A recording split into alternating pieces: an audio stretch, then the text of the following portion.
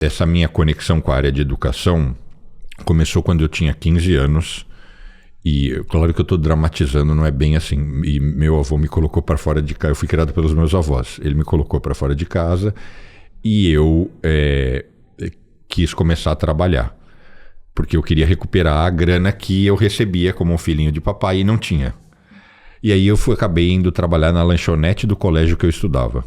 Eu tinha estudado no Dante Alighieri, que é um colégio em São Paulo grande, né, tradicional, e nessa época eu estava estudando num colégio que não existe mais, que se chamava Maria Montessori. Aí eu acabei pedindo emprego para a dona do colégio, que me colocou na cantina. Então eu dava, sabe quando a criança compra lá uma coxinha e uma bala, e ela vai com o ticket, né? Uhum. Ela compra no caixa e vai retirar. Mas encurtando a história, como éramos em poucos, eram 2 moças além de mim nessa cantina, a gente montava a mesa, o coffee break, quando o auditório do colégio era usado. E o auditório era majoritariamente usado pelo Sindicato das Escolas Particulares de Ensino, que ficava ali perto e não tinha auditório. Uhum. Quem era Bom, então, Sindicato das Escolas Particulares, quem ia para essas assembleias do sindicato? Só dono de colégio e faculdade. Uhum. Basicamente só mantenedor, educador. E meses depois eu fui convidado para ir trabalhar com o presidente do sindicato que eu acabei de mencionar. Ele era economista, um grande investidor, e ele era sócio de várias instituições de ensino, tanto de primeiro, segundo e ensino superior, primeiro, segundo grau e ensino superior. O pai dele tinha sido um dos fundadores da Faculdade de Economia da USP. Ele tinha feito USP. Então eu comecei a respirar esse mundo aí desde cedo. Primeiro trabalhando no sindicato, depois em alguns momentos fazendo trabalhos para o Zé Aurélio dentro dos negócios dele, nas instituições dele, mas sempre com a perspectiva de gestão econômica, investimento, entendeu? Tudo bem, vamos aportar dinheiro na rede Objetivo, ele vai ser parceiro do Digênio, mas para nós a perspectiva era mais financeira do que educacional, mas sempre nessa área educacional. A gente comprou redes de franquia de educação. Então vou dar um exemplo para quem está assistindo. Mas como assim? Rede de escola de inglês, rede de escola de informática, que é um negócio que não existe aqui, mas no Brasil, por muitos anos, esses negócios prosperaram. Porque se você era menos privilegiado, como é que você vai conseguir um emprego se você não sabe mexer no pacote Office?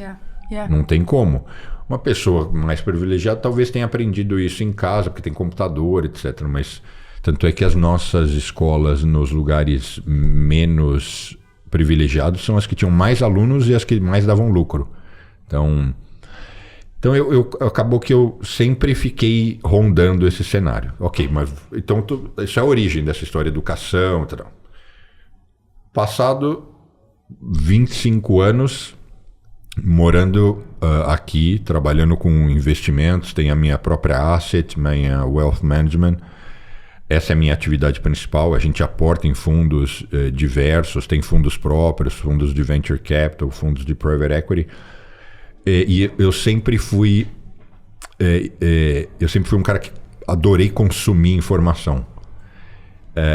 E naturalmente me tornei fã viciado, doente pelo YouTube, porque o YouTube é um negócio muito legal, né? Você encontra de tudo lá. Você encontra os caras que não sabem nem o que estão falando, mas você encontra as pessoas que dominam aquele assunto. Então, e aí eu vou contar uma passagem, né? Eu falei agora há pouco que, então, o Zé Aurélio era um cara que já fazia aquisições lá atrás, nos anos 90. Uma vez ele falou, a gente vai comprar uma rede de franquias. E eu falei, não, beleza, tal, vamos lá, o que precisar estamos aí. Como se eu soubesse tudo, né? Assim que eu saí da sala dele e fechei a porta, falei, franchising. Não sei nada de franchising. Aí eu corri pra Saraiva, que era uma livraria que não existe mais. Eu acho que tinha Saraiva no Rio. Na minha época tinha.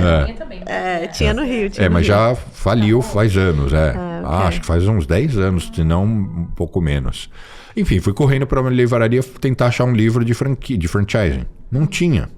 Mentira. E tudo bem. E naquela época, o que eu fazia? Como é que você então achava informação? Ou você ia atrás de um livro, ou era muito difícil. Você tinha que encontrar talvez alguém que é amigo de alguém que conhece daquele tema que vai se dispor, né, a te ajudar.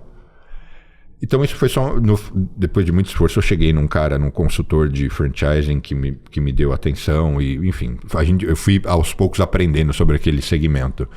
Hoje, se a gente quiser ouvir sobre franchising, agora, puxar o celular, a gente vai encontrar umas pessoas que acham que sabem de franchising. Vão falar umas besteiras. Eu tenho 5 lojas do Boticário, sei lá.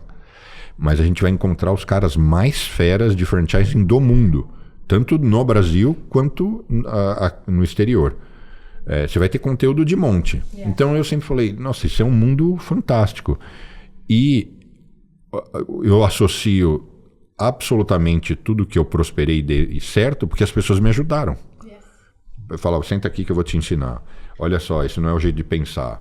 Eu sempre recebi muito suporte. Então, e para o Zé Aurélio, anos depois, né? Eu falei, por que você... Eu era lá o mocorongo que estava servindo lá o café e o quitute lá. Por que você me acolheu, né? Porque eu vi em você parte do que eu fui. Um moleque jovem, com gana, querendo vencer. Então, eu acho que eu ainda não estou velho, mas eu estou com 45 anos. E eu comecei essa história lá pelos 43. Durante a minha vida, eu também fiz essa coisa de acolher algumas pessoas. Mas eu fiquei com vontade de dividir um pouco de tudo que me cerca. E aí vai a minha ingenuidade, porque ingenuidade no seguinte ponto. Eu comecei a olhar alguns youtubers no Brasil explodindo, né? Essa fase de pandemia. E eu falava, nossa, sensacional, com admiração. Uhum. Mas, e eu não estou falando mal, mas alguns caras que ganharam muita visibilidade no universo financeiro, eles não são verdadeiramente pessoas que cumpriram uma jornada de 20, 30 anos nessa indústria. Uhum. Nada de errado. Não estou dizendo que isso os desqualifica. Mas eu pensei, poxa, eu não posso ter meu lugar aí na janelinha, eu tenho tanta coisa para trocar, tanta coisa para mostrar. Então eu vou começar um podcast que converge nessas histórias que eu falei. A gente vai poder trazer pessoas interessantes. Se alguém está pensando em escrever um livro e assistir esse episódio, vai falar, eu quero falar com a Larissa. Deixa eu achar aqui o Instagram dela, eu vou escrever para ela. Se alguém, de repente, está querendo migrar para cá, para o universo financeiro, será que a Lidiane responderia um direct meu? Será que ela me conta como é que eu consigo ir para uma faculdade? Porque eu ouvi dizer que é só com $60 mil por ano, ou senão não vou nem ser atendido. Talvez você se disponha a trocar, ou talvez a pessoa vá para a sua rede e vai acompanhar o que você produz, né? Então, a ideia foi criar um podcast. E aí onde eu falo que tem o lado ingênuo.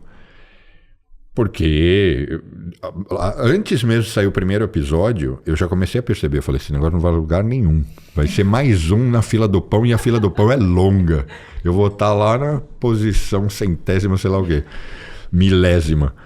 Aí eu falei, eu tenho que também criar conteúdo na rede, porque a rede vai... alguém tem que personificar o podcast. Então, igual o Primo Rico ajuda a levar para cima o Primocast, e o Primocast fomentou a imagem do Primo Rico. Um exemplo, né? Sim. Aí eu comecei isso, aí as coisas foram se conectando, mas ainda estou numa fase ainda embrionária, por mais que faça 1 ano e meio. Então isso para resumir. Eu adoro dar aula, eu ainda, não com muita frequência, eu não tenho condições de assumir uma posição fixa, mas eu dou aula quase todo mês, às vezes várias semanas em seguida. Então eu sempre me diverti. Eu já dei aula de diversas coisas, além de economia. E é isso aqui, é uma forma de provocar o início dessa história.